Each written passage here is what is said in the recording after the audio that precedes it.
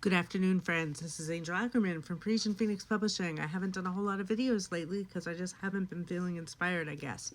We're having a lot going on. We're in the middle of our 5th year in business, and this month we are releasing our 5th title, which actually happens to be my 5th novel in my series, my Fashion and Fiend series. Absolution is the latest book, and I don't think I have a copy of that right here, but that's okay because that's not what I'm here to talk about. I wanted to mention that I read this book.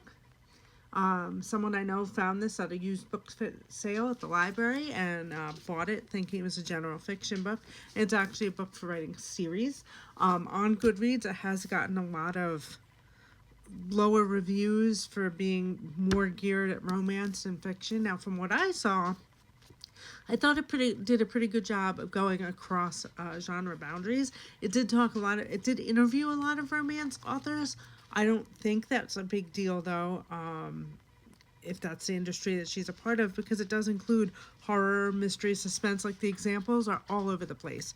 So I don't know why people were dissatisfied from it. It is from 2013, so it's a rather old book. Some of the publishers mentioned in here, like Ellora's Cave. If you're my age, Ellora's Cave was an early adopter of ebooks, and they printed ebooks. That doesn't make any sense.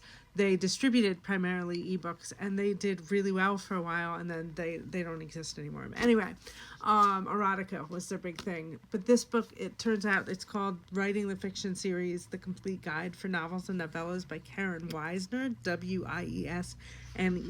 It's a Writer's Digest book, and even though it's old, it has an appendix in the back talking about popular series. Primarily Harry Potter's in there. I think Twilight's in there.